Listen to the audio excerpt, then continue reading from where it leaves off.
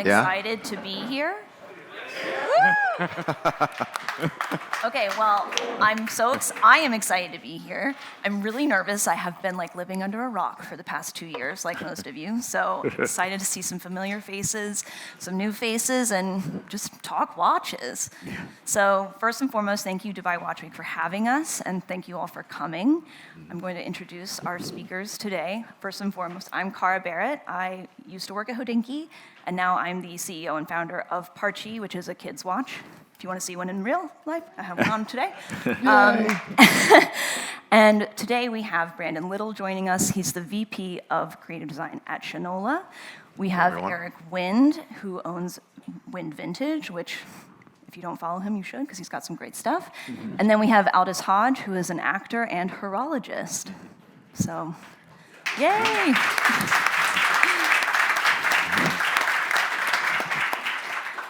So today, for our panel, we're going to be talking about American watchmaking, which you're probably like, didn't realize that was quite a thing, but it is. And I just wanted to kick things off and just to ask Eric, actually, how would you define American-made watchmaking? So I think to start the conversation, it's worth talking about the history of American watchmaking briefly. America really brought industrial scale to watchmaking in the 19th century, and they were sort of foreran the Swiss attempts at horology by really industrializing watchmaking. You think of the great brands like Hamilton, Elgin, so many others, Illinois, and Waltham in Massachusetts, all different kind of pockets of the United States. Waltham they called Watch City, USA. They still refer to it that way. And Lancaster, Pennsylvania was still is so closely tied with Hamilton. So Switzerland was more artisanal back in the 19th century. And as they progressed, you had, of course, F.A. Jones travel and move to Schaffhausen, Switzerland, set up International Watch Company, IWC, and really try to industrialize Swiss watchmaking as well. Didn't work that well, but there's a great video featuring F.A. Jones, played by James Marsden, online. You can watch. Great acting. But basically, Switzerland really advanced in terms of complications and really beautiful watches. The United States was more industrial, time only, very few complications in American watchmaking. There's a gentleman, Mark Kozlarich, who's now with Hodinky, who his grandfather was a big American watch collector, and that really fired his passion with watches. But you don't really think of American-made chronographs or calendar pieces. It was really the time-only watch that I inherited from my great-grandfather. That was his watch for his whole life, 40 years, gold-filled, not even gold. And just that was the standard approach. Switzerland really innovated with technology, with complications, and in the post-war era, essentially American watchmaking died out. So you had the famous story of Eisenhower signing in tariffs as his Vulcan cricket sounded in front of the press corps. And the American watch companies were really trying to rely on tariffs to protect the American watch industry rather than innovation. And that also affected the American auto industry, similar things. Foreign cars were just eating our lunch, so to speak. So that's kind of the background, I guess, for the discussion of the panel. So you had, the Swiss buy Hamilton and move it over. You had all these other brands die out. And essentially, American watchmaking for the last decades has been very, very limited. Mostly trained watchmakers servicing watches either in their own studios or in retailers. Very kind of limited efforts, and now we're seeing kind of new things happening in the American watch industry.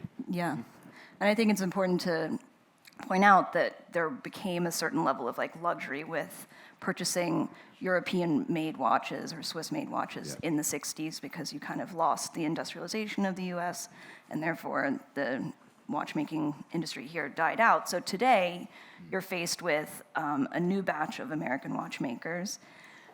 and to name a few, Oak and Oscar, Weiss, are a couple, as well as Shinola, and your watches as well, could technically be, and Parchie is, we're, I would say, not American-made, but American-designed, which I think is kind of where you fall into the definition. So I don't know if, Brandon, if you want to speak a little bit about your experience with Shinola and how you guys define your watches, as well as how you manufacture them, because it is a struggle to make watches in America. It's, I mean, I think the first and foremost thing is a commitment.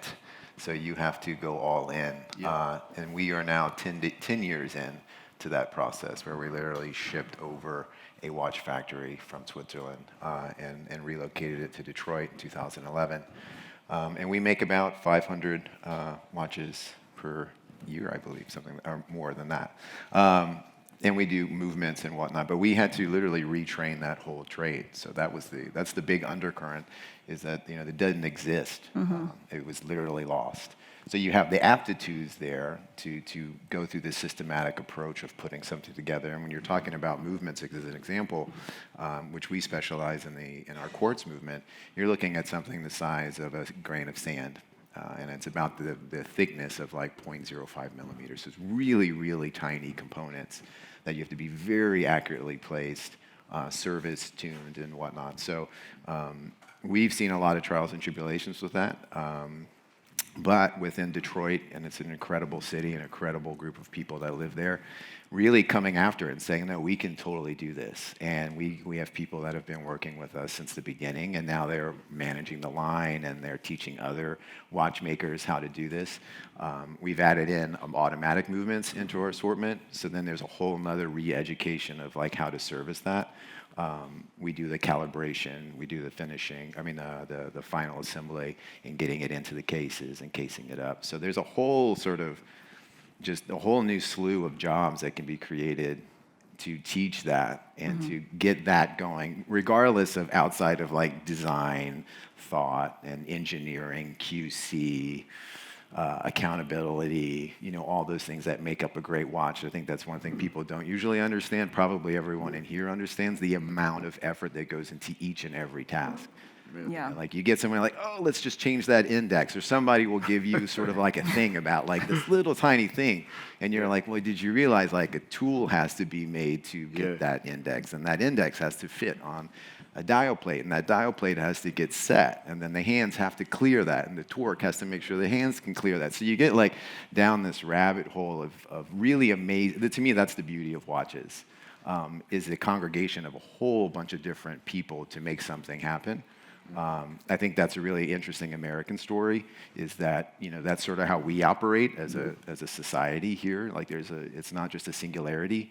And I think when you look at watchmaking in the modern world, it takes a lot of people to get something to come together, and learning how to do that and the trials and tribulations with that is beautiful. It's painstaking. We had an event the other day, and one of our designers was like, I was in tears because I couldn't get this certain thing.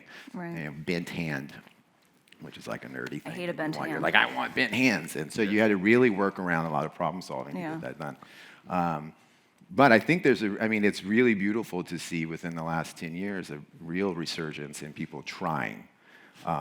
Weiss, a couple of these other brands, like really giving it a very interesting and thinking of it differently. Well, okay, because you can either say like, no, I'm not going to do it. It's too problematic. It's too challenging.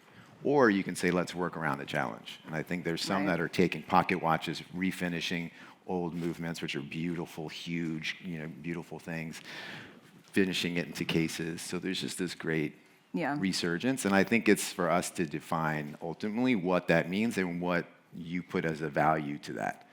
Like what's the real value add in some of these actions versus the end product and the trust that you have with the person or persons that you bought that product from. And I think something, in my personal experience before I'd gone onto the manufacturing side, was there's this like snobism around around watches not being made in Switzerland, Japan, and if you like order your parts from Asia or elsewhere, like it's not a good watch. And at least that's the perception that I picked up in my early days, but I'm so much older and wiser now.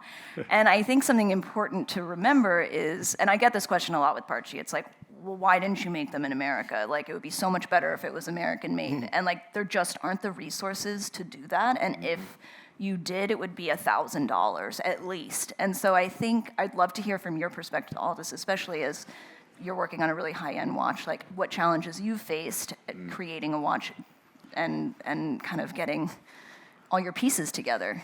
Oh, dear God. Because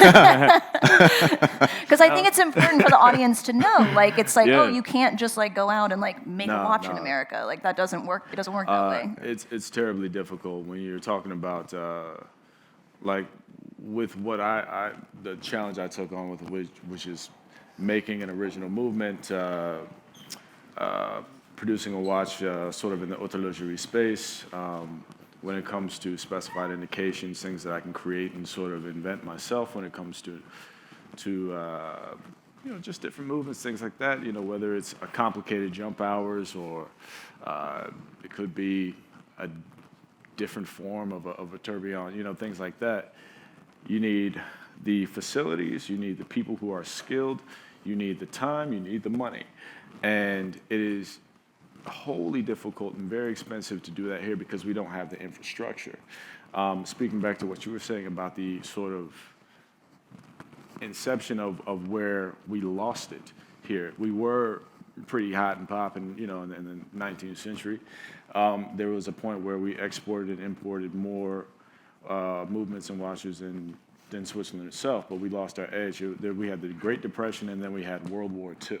Government actually took, Waltham, Elgin, and all the watch companies, the government made them stop and said, look, we're going to direct your efforts towards making, tools and timers for bombs for the war. So we lost that. A lot of our factories and all that kind of got, the jobs got shipped overseas. And then after that, we couldn't afford to even bring it back, right? To do it here was far too expensive. That's where you saw a lot of companies die out. There's a lot of people who stopped buying watches during the Great Depression and during the war. Everybody had to recover. So there wasn't an immediate resurgence into understanding the value of the watch industry when it came to the American state. I mean, the state of America. But oddly enough, we are always arguably top 2, 3 in terms of markets for watch consumption, right? So it makes sense for it to be here, but we just don't have the infrastructure. We have the brilliant minds. I know a lot of formidable horologists in this country. One of them sitting right there, Nick Manusos, my buddy. What's up, man? We actually, he's the executive director of HSNY. I'm a trustee over there. We give out scholarships every year. We see the brilliant minds every single year. So we know the talent is here. We know we just need the work here for them. We need the factories here for them. So for me, I had to outsource. I had to outsource to my friends and associates in Switzerland so that I can guarantee a fantastic product, a superlative product that is actually going to work. Because when I put something out, I want to make sure I can guarantee that quality for my clientele. The eventual goal would be to establish foundation here so that I can just, go to the factory down the street and we're doing. Again, I know a lot of formidable horologists in town. We just need to galvanize and get together to create sort of that establishment where we can build up the infrastructure again, rebuild it. But it's just, again, entirely quite expensive at this particular point. I do believe we have the minds for management when it comes to running the machines, and those machines are quite expensive, by the way. All those CNC machines, you're talking millions and millions of dollars before you see 1 red cent. But it's just, it would be sort of a big overhaul of an endeavor to get that kind of work all under one house in one space here for us to just move forward smoothly. And it would take a lot of communal support. I think also a lot of support from the government so we can, grants, things like that, just so we can have the space and the time necessary to bring it back to a place of full success when it comes to supporting other watch brands and other watchmakers in the country. But my challenges are great because there's no immediacy to it.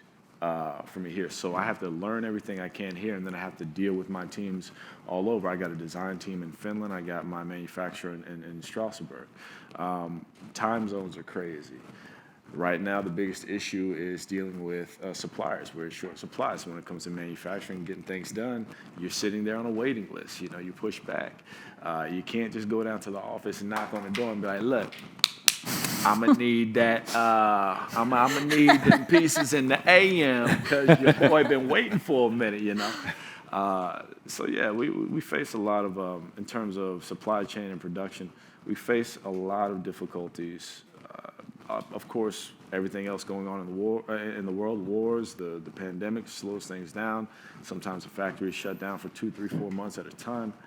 But at the end of the day, I don't really focus on that so much. I focus on the goal at hand, and I focus on the resources. And I know that because we have the talent, we have the interest, we have the support when it comes to the commercial revenue from the sales of watches, eventually there's something that can get done. So I just work on the plan to get it done. So I have a question, and I want people to answer honestly. So how much of the watch that you're working on is actually, do you consider made in America? Oh, no, the watch I'm working on, Percentage-wise? Percentage-wise, is probably going to be all manufactured in Strasbourg at this point. Eventually, I would love to have an fully American-made Right. movement, but it was designed all here, Yeah. Theorized here, and then we worked back and forth in terms of developing the movement. But the design started with me, and that was all, home base. But and I know that I'm going to work with my Swiss associates forever, in terms of going back and forth parts and resources, things like that. But I would love to be able to have a full factory here where I can go in and make every part that I need, start to finish, assemble it here, and eventually get to that place. I see that as a reality. Yeah. Maybe not in the next 2 to 3 years, but, could be in the next 5 to 10. Yeah. And with Shinola, what percentage would you say is?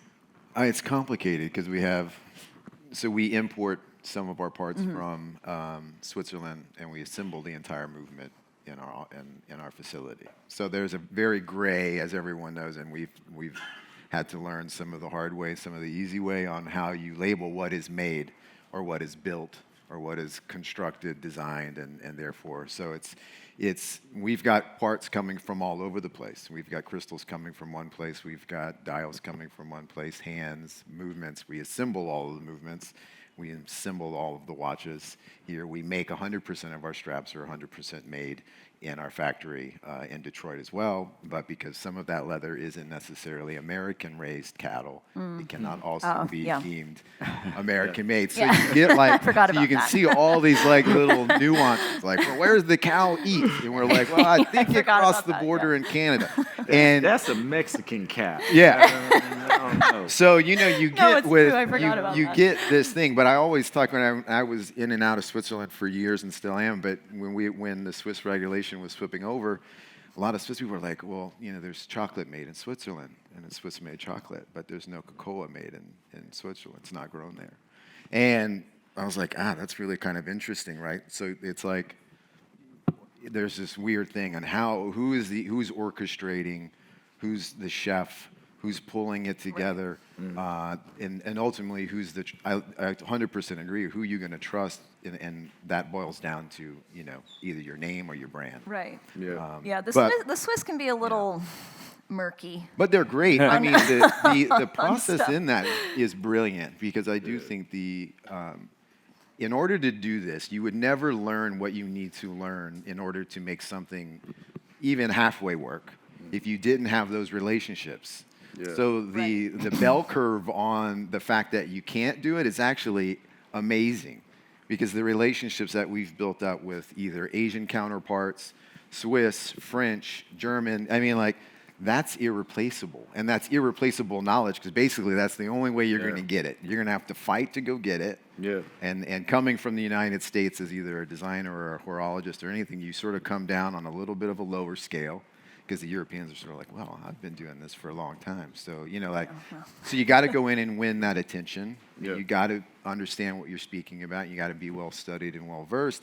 But then the doors open up. And it's amazing because then you learn so much.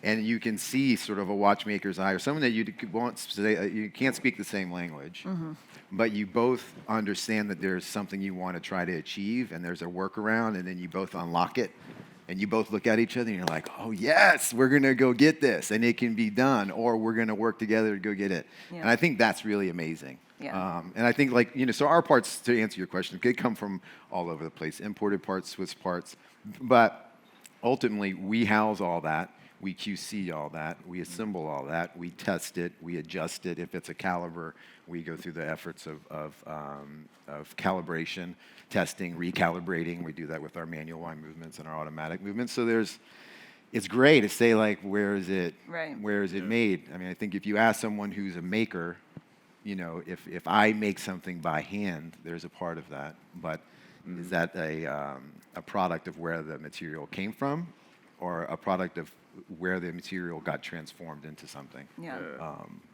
But also to that point, I mean, it's pretty common practice across board for a lot of companies. I mean, there are Swiss companies that have, Swiss made stamped on there, but sometimes a healthy percentage of their pieces and parts are sourced from like Asia, things like that, right? Yes, 100%. So it really depends on the percentages I mean, you know, FTC and all that kind of stuff. I know the Seal of Geneva, you need different requirements for that, and that actually has to be, I believe, 100%, if not close. But when it comes to just getting, Swiss made, there's general common practice that comes from sourcing parts from other countries to a certain degree, and then finishing and assembly and things like that sort of take over. It depends on the governance and how much percentage they allow you to actually claim when it comes to your particular piece. Yeah.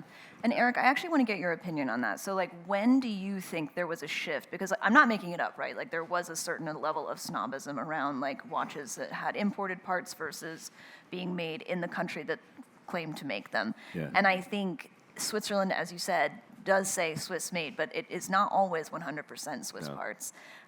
They too source from Asia. And I think, when do you think that's kind of shifted into play? Because in the past, with Rolex specifically is an example we'll use, because we talked about this the other day, where they had their bracelets made in America, and like that was the like American watches. for the American watches. So when did that shift? Because it wasn't frowned upon. So what was the shift? Yeah, I mean, there's been a lot of efforts in Switzerland, the same discussions. H. Moser has been kind of leading that. They had their Make Swiss Made Great Again campaign, but people were pushing up to 50% of the parts were sourced from Asia for Swiss made watches, and they're trying to lower that percentage so that they're trying to do the exact same thing that we want to do here in terms of more American-made watches, more American-made parts, and I think the conversation we're having today in 2022 may look very different in 2032. I was thinking about that. We're seeing kind of American-made independent watchmakers have a lot more respect, like J.N. Shapiro, who did a great lecture at HSNY, but he is one of the leading guilloche dial makers today, based in California. I think his new watches are about $70,000, sold out for years, if not decades. There's a huge line, really, for an American-made, mostly about the dial, but all aspects of the watch are excellent, hence why you can charge $70,000 for the watch. And, that's not something we would have even thought about 5 years ago, that would be happening. So that's, it starts with a great dial maker. He was inspired by George Daniels reading watchmaking in 2013, and then he essentially spent all his free time learning how to make dials and then innovating, and it starts with passion, like Aldis and his watch company as well. No one was paying you to start this. No. It's just passion. Well, I mean, you mentioned Josh, like the guilloche machine, the straight line mill machine that I own, I bought from Josh. Oh, that's He was great. the first person to give me a lesson on guilloche. Oh, so that's great. I know about his path. We've known each other for years, man. I've seen him grow and where he's at now. I'm very proud of him, just because it gives you hope, it gives you belief, the expansion, the quality, the support that he's gotten sort of gives you a sense of the fact that not only can it work, it is working, and people still want this, and there is a true audience for that sort of artistry. And it's here. We just need to continue to provide and produce, but also be supported to do so.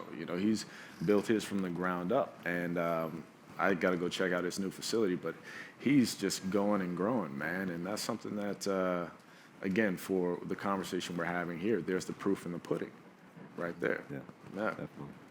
So Shinola's built a facility with watchmakers and assembly, and you're going to do the same. So Yeah. how do we keep the momentum? How do we keep it going? How do we get more people? Really, because it's a huge feat. You got to keep it exciting. You've keep been it working fun. for 10 years, so yeah. it's kind of Yeah. just Hello, thinking. collectors. Yeah. I are you? think it's good to have dialogue about it. Yeah. I think, there is an interest. Obviously, the watch market here is healthy and it's working. So I think there's an honesty about it. I think there's a conversation that continues to have, and I think that getting people excited. We have a very open door policy, so if you're in Detroit, please come. We love to take people in. It's a game changer when you're like slightly skeptical and you see 100+ watchmakers manufacturing and putting together things. So I think open door policy is good. Honesty is good. I think innovation is good. I think we come from a perspective where we don't have to lean on heritage. Most of the big brands lean very heavily on their heritage for either validation or for marketing reasons. I think it's interesting to see American-based designers and watch brands coming in and just thinking out the box. There's no rules, right? Right. We met with a watch movement manufacturer the other day. He's a second generation, and he's going about making a platform for manual line movements or mechanical movements. And I can't mention who he was, but he was meeting with his team, very esteemed team, and they were just like, well, why did you have 8 different screws? Like 8 different sizes? And they're like, well, it's just always been done that way. And that's coming from a Swiss side, and they're like, well, let's rethink that. Right. So I think we've got the opportunity to A, set the base up, B, think completely different about it, because it can be done. It's engineering, and we have some amazing engineers, here in the United States. And then just don't hold yourself to the current status quo. Right, which is very American if you think Yeah, about it. it's very American. It's also very apropos for this time in where we live right now. Yeah. It doesn't have to be this, right? And I think you were talking about your watch earlier. It can be whatever you want it to be, right? And I think that's really exciting. And I think the watch industry over the last 10 years has seen that. Actually, you've seen very classic timepieces starting to play with materials and color and innovation in a way that they would have never have touched. They would have been like, oh, let's do a white ceramic version of that. No way. Absolutely. You would have gotten thrown out of Valley de Joux. You would have been tossed into the lake, and you wouldn't survive in Geneva, and then you would end up in Milan or Paris. Yeah. Right? It wouldn't have happened. But now it's like, let's do goes. it. Let's have a little bit of fun. And I think that's new generation coming into the play, and I think that's a market opening itself up that equates art and science, which is great. And I think if I could say anything for young people looking to get into the industry, 25 years ago, I was from Southern Louisiana. I was like, how in the world would I work at Richemont? Or how in the world would I work in the watch industry? It was not even, you couldn't even think about it. Right. And it's possible. Yeah. So go after it, and you got to work. You've got to put yourself out there, and I think reinvent it. And if you can't, go after it. Figure it out. It's called. Where You there's a gotta. will, There's there's a things way. that have to happen. Yeah. But where there's a will, there's a way. And I think Yeah. American ingenuity is the backbone. Yeah. So Yeah. ingenuity, get it done. If someone says you can't, well, yes, you can. And then I think hopefully some of us that are hopefully still around can support that. Open our doors. I think, like you said, with the teams and people that you've met, the RGMs of the world and things open the door, show them the way, let them have it, and I think that's great. Yeah. I also think that it's a point of cultivating the culture here. Yeah. Because when you think about the Swiss, watches are a staple in their economy, but it's also part of the culture. And Right. people are proud, they aspire to become a watchmaker when they grow up in Switzerland. Here, people are not aware of the rich horological history that we have. So there's sometimes little pride attached to it when if they only understood and knew exactly what we did and how we did it, and you know, they'd be like, oh yeah, that's actually something really cool. You know, I mean, granted, I'm a full-on nerd, and you know, when people talk to me about watches who aren't really familiar, and I give them the game and I kind of give them my perspective on how I see time telling, it opens up their mind in a completely different way, and they say, oh, now I have a different perspective on how to approach this. Yeah. Some people feel like they're outside of it, or they can't reach it or touch it because they feel like it's something remiss or something beyond them, when you just got to educate them like, nah, this is for everybody and all of us, and here's why. And attaching or reattaching the idea of valuable and creative horology with the culture of America. When right now, today, I think when you think about, well, you know, what's an American watch company? Most people think Shinola first. Mm-hmm. So I think that Shinola is doing a really great job in terms of bridging the gap with that branding. And now we just need to expound on that and create more of it, you know? Yeah, I think another thing that you're touching on is if you grow up as a trade school person, right? Like there's a value or a disvalue to that association, at least when I grew up. And again, I grew up in southern Louisiana, so welding was a thing, right? Like, right. And it wasn't necessarily frowned upon, but you know, you go to school and things happen, and people are like, oh, you need to be a lawyer, you need to be a this, you need to be a that. And I do think in my time in and out of Italy and France and Switzerland, is that there is a significant value placed on trade. Right. It's almost the reverse. I've seen more people and young people proud of what they do when they're making something with their hands than doing it in the sense of being a lawyer or a doctor in this. Right. And I think, you know, some things happened culturally in the United States about 10 years, and I always think it's funny, but we had basically the motorcycle build shows became a thing, right? Right. All of a sudden, though, it was cool to be a welder. And that, you wouldn't have even have thought about that a year before all that happened. It's because they were making something cool. Yeah, but they're creating cool, I hate to say it, but they're creating cool shit. Like, and it's really amazing. Yeah. And I think all of a sudden, and I think, you know, social media has helped a little bit, but it's not looked frowned upon. I want to be a carpenter when I grow up. I want to be a watchmaker when I grow up. I want to make motorcycles when I grow up.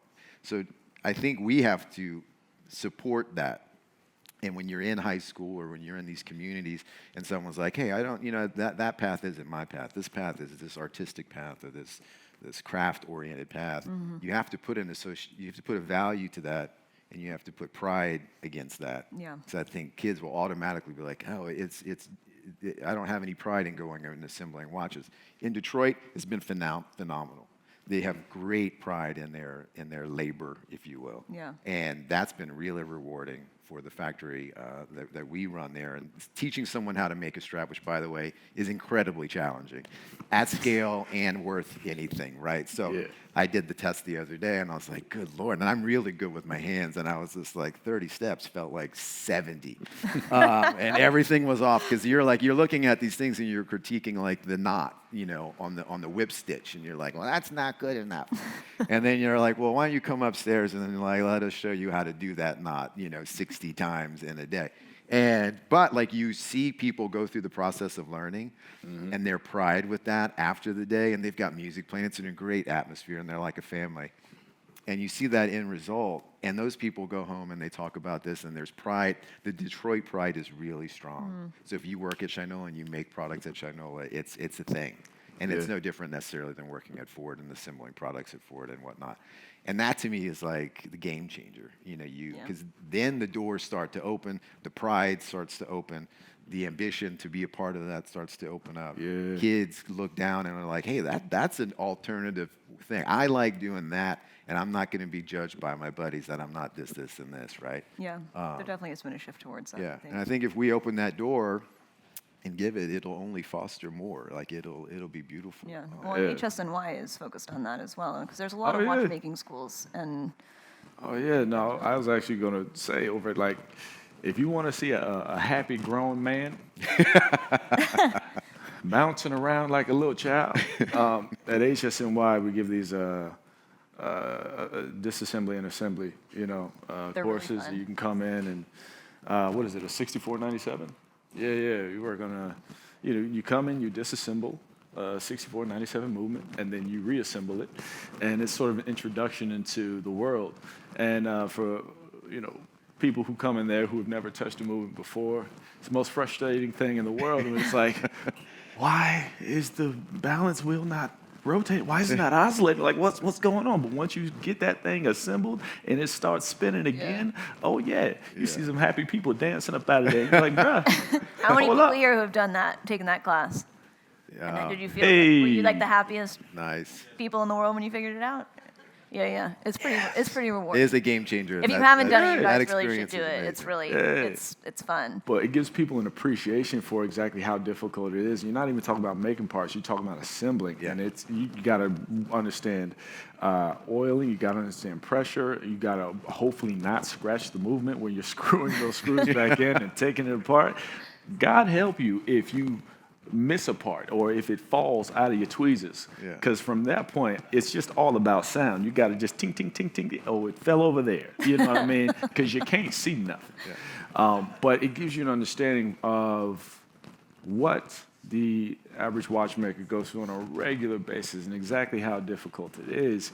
And at the same time, how gratifying it is to just take this little thing, take it apart, put it together, and that balance wheel oscillating back and forth, it's like, restarting the watch's heartbeat. And it helps you engage what is truly magical about the process of horology. And you see people's minds change instantaneously. And I think that there's a way to share some of that cool factor in a space as we continue to build and cultivate the culture here. I think there's a way to share that on a grand scale where people can understand and, again, take ownership of the pride of what this trade is in particular. Yeah. And Eric, where do you see the value in American-made watches moving forward? Because I know that in your experience. Well, yeah, my basically whole watch journey started inheriting my grandfather's Hamilton, which my grandmother gave to him for their wedding in 1947. So I always have a soft spot. It's the Hamilton Neal. I've seen a few and bought a few on eBay for $100, which is that watch back in 1947 cost about $15, so not a lot more. But yeah, I think it's a great one. It's a good way for people to get interested in vintage watches or watches generally with these things that are so inexpensive. Two, I think on the newer side, it's about changing culture, not just about watches, but just American-made anything being a positive. Obviously, we see it in cars, fashion, etc. I think we were talking that, like, historically, we've always looked elsewhere for the best clothes or other luxury goods, lighters, whatever else, all the great kind of luxury fashion houses, which translated to watches as well. So it's about just changing culture to appreciate made in America things. Yeah.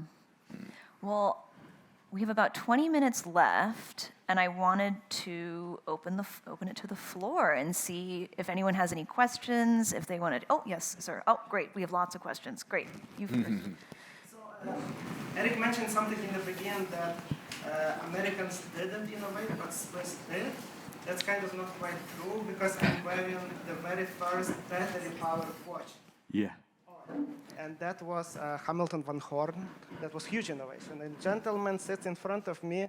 He's wearing full of aqua. Yeah. You're wearing two watches. Yeah. And like, why it's important? Because the watch brand which is selling the most watches in the world today, it's an American brand, and it's doing this because of innovation.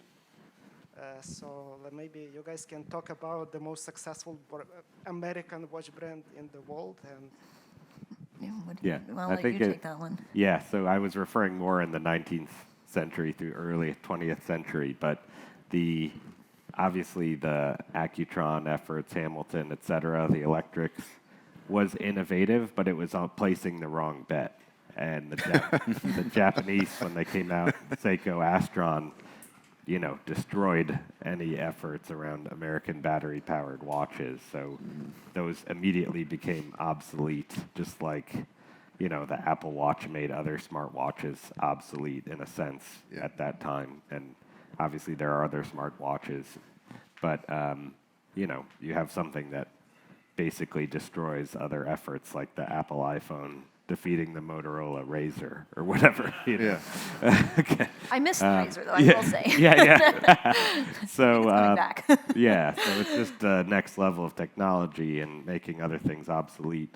But yeah, I mean, it's important. You know, no one thought the Swiss watch industry would really survive in the late 70s. It was looking pretty rough there. You know, thankfully people began to value mechanical and really appreciate that. And the same thing, I think, is happening now. And same thing's probably happening with American-made goods. Yeah, but I think also it was more, not just innovation, but that the Swiss were doing, but it was more a focus on the watchmaking industry, where in the U.S., the focus went elsewhere in like tech and other types of businesses. So I think that is ultimately what affected the U.S. economy when it came to watches. Yeah, and I mean, you had scarcity play into that. So, I mean, 20 years ago, certain watches were incredibly difficult to find, and Swiss-made watches. And I think that circumstances happened where people started finding those things and discovering, and then whether that's on someone's wrist or not, scarcity model, you're like, oh, that's really awesome. So how hard is it to get that? Well, it's really hard to get that, or it's very expensive to get that. And that snowball really, I think, reinvigorated even the Swiss, because the Swiss were kind of like doing their gig. Yeah. And then, you know, they weren't really necessarily catering into at least the U.S. market at that point. They were just sort of holding tight and doing what they were doing, and they had a very good, you know, European thing going. Yeah. And then, you know, lo and behold, a couple of people find it, and a couple of things happen, and then all of a sudden it's like, ooh, what is that shiny, cool thing? Oh, it's a manual. It's this, and this, and it just sort of that fire just relit, you know. And I really think that was probably about 15, 20 years ago, really, where just all of a sudden, you know, you used to never see a watch ad like in an airport. Yeah. And people that were into watches were sort of like really on the fringe, and it was very, you know, sort of collectible. Yeah. And then it just blew up. And I think, unfortunately, like, the exit had happened out of the U.S. at that point. So if there would have been players in that, thinking that, and that exclusivity and all those things would have tied in, I think naturally it probably would have happened. It just wasn't around. But there was innovation. I mean, don't get me wrong. And I think there still is a lot of different thinking going around in the U.S. It just needs to sort of be repositioned with a value proposition versus disvalue, because everyone has leaned into that narrative that in order to be X, it needs to be from Y. Right. And that's not necessarily the case, really, at the end of the day. So. Yeah. Hi, I'm Greg. So- Eric, welcome to New York. It's been a long time. I just wanted to ask a question. From a historical perspective, and really like the second half of the 20th century, it seemed like the marketing aspect was a really big part of how things developed. And I'm curious to see what you think about going forward, because from my perspective, everything you're saying is so great, and I love the future of American watch business. Let's just call it business. But I see that there has been, over the last 50 years, to my perspective, a big problem where everything's been about scale. You know, everything is successful based on scale. Right. And that means that technology has sort of just wiped everything else out. I mean, cars, watches, cameras, luxury goods, everything is. So that is, part of that is going to be a marketing effort, in my opinion. And I wanted to know how you guys see that going forward. Brandon, I'll let you Yeah, I mean, kick you us know, off with that. clearly you have to communicate. So let's just say that marketing is communication. And I think there's ways of going about that. I mean, from Shinola's philosophy, we put a lot of marketing into our staff, and talking about the stories of our people and the stories about where our watches are coming from, or any good that we make. I do think, though, you know, like, I think the question could also be sort of relooked at. I think you have to, for mass as it to be a success, doesn't have to be a success. I do think as a company owner, whether that's a small company or a big company, you have to put that into perspective. Because I think if you go into these cottage industries in Switzerland, success is not about a dollar value that you have returned, that I have $1 billion company or I have $1 million company. It's about this thing that I create. And I think if you go into Switzerland or in a lot of other places, there's all these little cottage companies. I mean, to make a watch takes probably like a bajillion different small shops. Yeah. And I think, that's on us, not on us as a company. That's on us as individuals to set what you deem as success. So, I think I could start up a company and I'm just making base plates. I'm just making up a scenario. Right. And then I'm making base plates for 4 or 5 people. And so, I have to deem what that means as a success in order to run it and make a living and, provide for myself and make a craft work. I think from a marketing perspective and communicating that, though, is, there's lots of different ways of looking at it. And I think, different people have different points of view. I don't know. Yeah, but I think to your point, actually, the biggest challenge America will have with watchmaking is being okay with not scaling and having a million and billion-dollar company. Because I think here, the ethos has always been money is success. And I think that's shifting now. I think with the younger generation, that's shifting. And as you were saying, it's more about craft and being a creator and being happy than having a multi-million-dollar or billion-dollar company. So I think that ultimately will be the biggest challenge for companies. You've here. got like 2 or 3 hand makers in the world, right? Like that, like. Yeah. So if you were like, imagine like trying to go into sort of like, I don't know, like a town upstate New York and be like, all right, guys, we're going to make a hand factory. All we're going to do is make hands. Right? And you got to have the dies to stamp the hands, and then you've got to have a guy that specializes in making the die, the flattest die that you've ever seen, so when it stamps, it's flat. So you get all those dynamics coming in, and I think from a social component, like we've got to put, that has to be something thrivable, like we were talking about earlier, right? And that doesn't mean that scale has to be the end-all, be-all scenario, but, when you get a lot of players involved, unfortunately, the U.S., no offense to the U.S., it's like we do like scale. Yeah. People want to get their money, right? Or, want to get their investment back. And unfortunately, sometimes that means, especially when you're a public company or something other, that's volume, right? Or that's units sold, or that's whatever. And that's hard. It's hard. Yeah, and also if you're a small company, though, you need it to survive. You got to pay the bills. I Right. mean, as you Oh, know, yeah. like That's if it. you're self-funded, it. it's a gargantuan thing. I mean, it's not like easy. Like you know, Yeah. I mean, just making Self-funded like I want to buy machines, or I want to buy material, or I want to talk to someone. You've got to get on a flight and go over there. It's really challenging, but it can be done. I think it can be done. I do think it goes back to our question, like, what value does society give back to it, and how can we educate that value? And I think that'll help shift that. Yeah, because I think, back to your earlier point about, I want to be a watchmaker. Well, go be a lawyer or a doctor. People say that because they know if you're successful in that it's guaranteed financial security and longevity of a career, right? So you're looking for security, as opposed to paying attention to what one loves and the value of that, and then also the value of the artisanal value. When you're talking about scale, a lot of times mitigated numbers, or rather inaccessibility to something, proximity to something, is what determines its value. So if you got 10,000 of something in the world, okay, great, we sold this, da-da-da-da, but if you have 10 of something that is really, truly unique and innovative, and not everybody can get it, that then creates, drives the demand, which then you control the supply. And that, the reverse, or the negative scale in that sense, is what determines the value, because you're inaccessible. So it depends on exactly how you market and what you're marketing. It's sort of the theory between, I come from fine art as well, having a print of a painting versus hand painted, right? A print, you can get 1,000 of those like that, versus one hand painted that's, takes you 2-3 months to finish.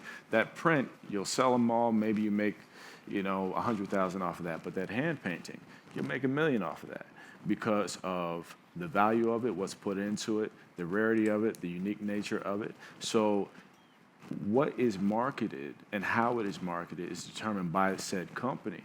But that in itself, outside of the nature of American culture in terms of, gotta have a lot, gotta have this, we consume a lot up in here, But it really depends on what conversation you're having about your product with your particular audience. So it can work either way. You just need to know what your directive is. I'm gonna keep moving along, yeah. Hi. How you doing? Hi. Ted, First and foremost, Shinola, I like what y'all do. Y'all sold me one on the story. But question, we talking about American watches, and y'all touched on RGM for a minute. I got a chance to go up to his atelier, Roland, and play with an 801 movement and guilloche, and it was cool. So it was like, I know we talking about challenges, but how do we kind of like replicate that in America to have more of those kind of facilities so we can birth more watchmakers? shoot, trying to have those conversations now. Yeah. Like I said, with the work that we do at HSNY, that's really all about education, giving people a real substantial understanding of what watchmaking is, and also spearheading the future of watchmaking by supporting young watchmakers and shepherding them into a full-fledged career. Right now, where it extends beyond that comes from, I think, independent efforts, getting either independent investment backing or corporate partnerships and support when it comes to expanding what the world is. I will tell you right now, I'm definitely believing that it's definitely happening because there are a lot of people having those conversations. I know what RGM does. I almost went down to take their guilloche class. I couldn't because I was working, but I know exactly what you're talking about. They do a fantastic job. I think for it to become more of a national priority, unfortunately, in this country, a lot of people look at the dollar. Is this am I going to spend 1 to get 10 back, or am I going to spend 1 to get 50 cents back? How much is my investment going to give me back in terms of value? But people need to see the perspective and future of the value in terms of teaching and horology and the history of it in order to understand where it can go. That's why I say we need to connect the dots when it comes to consumerism and how people buy watches in this particular nation and the market, and connect that straight to the source of not just repair and service shops, but actual innovation, getting a manufacturer or a factory, getting an horologerie factory where we are allowed to innovate and create and design and develop new things, so we can have not one RGM, we can have 15, we can have different states. Everybody has access to something, but it takes allowing people to see the real potential for the resurgence of what watchmaking once was. I mean, there was a time, back in the day with Waltham and Elgin, they were, they started with, okay, we got, 20,000, 40,000 in production, and there was a time that they were producing 1 million, 2 million watches a year, which in today's numbers are crazy. Yeah. I think we can get back there for sure, but it just takes the right team of people to believe in putting the investment into that infrastructure. But I think that your journey is actually a really great example of how to get more people into watches. Like, I think being able to, like, Shinola does a really wonderful job of marketing with American-made and all that stuff. Like, I think you purchasing that watch opened the gateway, and, like, it's the same, like, you received a watch as a gift. It opened the gateway. Like, I think it's even more than just spreading the word of watchmaking itself. It's just spreading the word of watches. Like, we all know about watches in this room. That's something that we're all really passionate about, or else we wouldn't be here. And I think the world today, definitely the conversation around watches is way more popular than it ever used to be. I see so many more articles. I see so many more people talking about it. There's so many more influencers talking about watches. And, like, it's a dirty word, but whatever. And I think it's important, though, like, having those top-level conversations that aren't super niche are what make watches accessible, and then you go down the rabbit hole. Yeah, I think, and we don't do a good job of, there isn't right now like a show that promotes American watch. So if you had Basel, you had SIHH, you had all these events that go on. I do think that a congregation focused on what's happening within the United States is probably something that we haven't really tackled on our own. That's our fault, right? To pull that group together, because you need focused concentration on the topic. RGM, like very few people outside of this place know that those things exist unless you're going out and really searching for it. And then you find it and you're like, oh my goodness, like this is amazing. This guy is turning this, or you see a lathe running or whatever. And I don't, part of that goes back to marketing, and a part of that's the congregation of like-minded components where you can talk about it in a greater mass. There's some of those things going on, and little shows, things like this is great as well. Where you can get those persons all together, because right now there's not like a conglomerate that owns all of that and can just sort of like drive it. You've got, again, people that are funding this on their own accords and whatnot. So it's hard to really showcase and communicate that value unless you all of a sudden do a reality TV show about a guy who needs to make a watch in 24 hours that looks like a bike. With all the drama and the things, and there's a guy yelling at him and his dad's mad and his girlfriend is, so maybe we need that. In the world. Yeah, in the world. We're a man. Yeah. And his watch. But you kind of need that jolt into social recognition to sort of get people to be like, oh, that's cool, that's going on, and then other things trickle out. Or you need something, and this was beautiful back in the day when these watch shows were a little bit more inviting. You would go and you would meet, it'd be us times 5,000, right? And everyone's sharing and talking, and it didn't matter your background or where you were from or what level of watch you were making or if you were selling components or screwdrivers or whatever.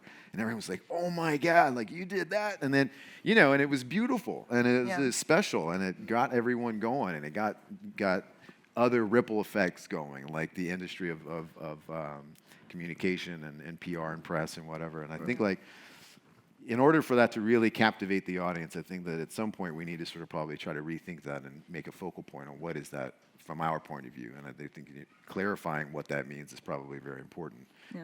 But giving an emphasis to a bunch of people who otherwise are in very small towns and trying to do their best and actually crushing it and doing amazing stuff. Yeah. But So what I'm Wanna getting make from sure- you is that you want to start a trade. Is that what you're saying? You want to start a trade show? Let's do Is it. that what you're doing? I know you've got the We- ability Fine, to let's do it, man. I picked up what you was putting down, bro. Let's We do can it. talk about that after the show because I want to get to a few more questions. Yes, sir. One of the greatest mysteries to me has always been that the 50s and 60s in America were the period of greatest improvement in material prosperity for the American family. But that was the period when the American watch industry collapsed. Yes. Why? My theory would be that it was about, if you compare what Rolex was doing in the 50s to Hamilton's and Gruen's and things, we're talking simple gold-filled kind of small chocolate-shaped watches, the kind of thing I inherited versus, Submariners and Padalones and all these things, and you hold them next to each other. There's a reason you can buy these for $100 and those can be, $1 million. It's just, we got fat and lazy on the watchmaking side, kind of like cars as well. And they were relying on import tariffs and other things. By the way, we still have the remnants of that regime for anybody who's bought watches from overseas. We're still paying tariffs on movements and cases and everything else, which is insane, but I deal with it frequently as a dealer. And, it's not like we're trying to protect a domestic industry when we're buying these watches from overseas. But, unfortunately, competition is a good thing, always leads to innovation, and when that doesn't happen, bad things happen for the industries that are just trying to rely on tariffs. My opinion is that what happened was that the 50s and 60s were also the period of the introduction in the US of planned obsolescence, and the watch industry in the US fell into that trap, whereas the Swiss were selling heritage. This is a lifetime purchase, not this year's model. Yeah, it's true. Yeah, there's also a little bit of playing catch-up that the U.S. market had to do, just because, in my opinion, right after, like I said, there was the Great Depression and there was World War II. In that time, Switzerland was allowed to stay neutral, so they were allowed to continue advancing, right? So they had the work to put in.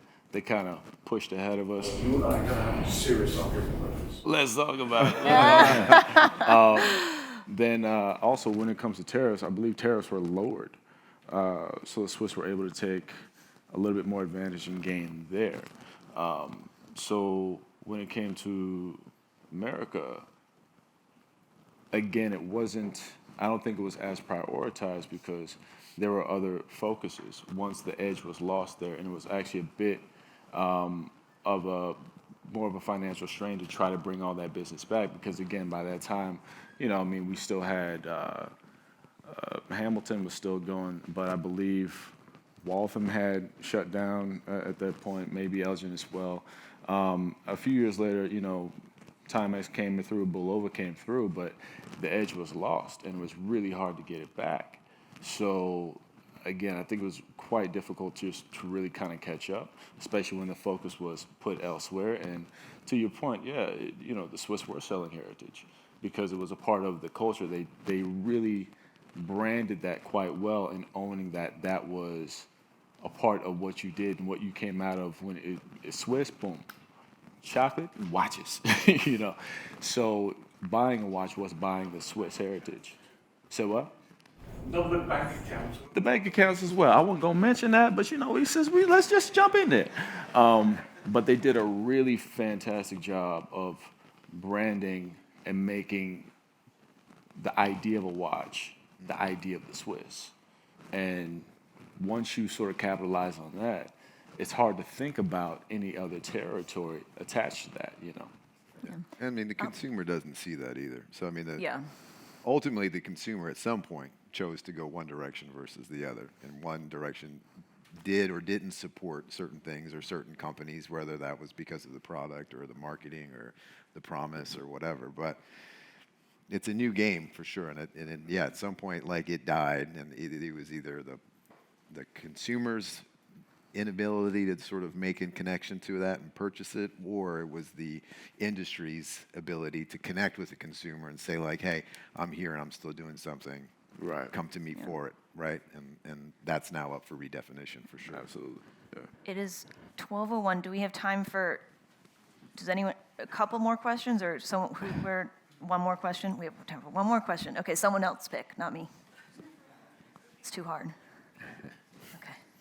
On the subject of getting American watchmaking kind of back into the public eye in the U.S., I think a large part of that may be the fact that when people think of what a nice watch is, mainstream luxury, an aspirational watch after a promotion or something like that, they still think of one of the mainstream big Swiss brands, maybe a Richemont brand.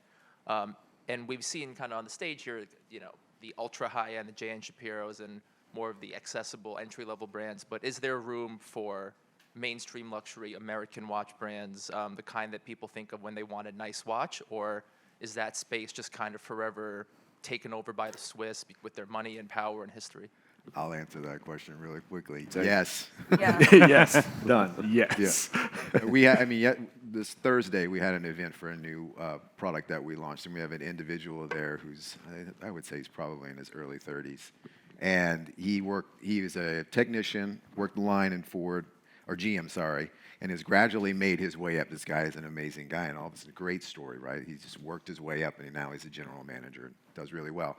This young guy has bought a watch from us from day one, and every raise, every significant moment in his life has collected another one. He has the ability and other collections to buy whatever he wants. So that just gives at least me promise that there's still a value there. There's still association of this is great. This is how I want to spend my money. And it's not necessarily a $10,000 watch, or it doesn't matter. I don't think it really actually matters. I think he gravitates more to the story. So I think yes. What do you think? So we talked about this briefly, but you've got the American designed watches, you've got Oak and Oscar Brew, all these Shinola, in that kind of $3,000 and under price point. As you push more into American-made cases, everything else, it gets more expensive, and then suddenly you're looking at $8,000 watches. Then suddenly you're looking at a Rolex versus an American-made watch. What's going to hold its value? What's more reliable? So it's either that's kind of that dead zone for American-made watches. Like if you think of 10K, there's a whole world of great watches there that's very hard to compete with. Then you can go up to the J.N. Shapiro's and the independents, and I think that's where we'll see a lot of growth, as we've seen in Switzerland. Independent watchmakers, the Philippe Dufour. Who would have thought the Philippe Dufour watch selling for over $7 million? You know, these sorts of things. You know, that's where we're seeing mass market and luxury are they don't go together like jumbo shrimp, you know. So that's the future. Yeah, that's the future. Is I think of American-made as the Hodge on his wrist, and like you know the artisanal thing that not everyone else has. That's the future of luxury. I think that's true in all business. It's like you want to do something different than everybody else. Like, don't try to be, you know, you want to kind of like I don't think Rolex is kind of hard to beat. It's hard. So do something else. You know what I'm saying? It's like, Sorry, I just wanted to add to that. There's no way that we'd be able to overtake Switzerland with, you know, the complications. But as far as American-made watches, like what could give us the edge? You know, is it going to be the design, the aesthetic, exclusivity versus inclusive? So the way I think about it, I never think about competitive space, right? So I don't think about necessarily overtaking. I think about just introducing what we do individually and then creating our own space with that. We have that opportunity, you know, and that's where the focus should be, especially as a designer. Rather, we are basically market makers. We're the ones who introduce the product and tell you this is what it is. This is the future of said product. I'm going to introduce something new and tell you how to engage with this, right? That's my job. So I can't look at a competitor because I'm always going to be looking at trying to catch up or chase a trend. I have to look at what's not being done. I have to answer the unasked question and introduce something that you always wanted but never knew you needed. That's what we have to continue to do. And we have, because I know the minds out there, I know what people are developing and working on, we have the minds here. And I know there's a future in it because I know these people personally. Yeah, we just have to continue to focus on putting out what we do that no one else can do when it comes to assimilation, when it comes to composition, when it comes to innovating new new indications, things like that. And what would help us is just the substantial support in order to continue doing it, so we don't run out of space and then we have to stop. But it's there and it's happening. There's some people in this room right now who are creating some amazing things. I can't tell you who and I can't tell you what, but I just know it's right here, right now. You are around it, brother. and on that note, after the talk, you can ask Aldis who he's talking about. I think that's all we have time for now. We don't want to hog up all the time, but thank you all for listening, and thank you to my great speakers. This was so much fun. And yeah, enjoy.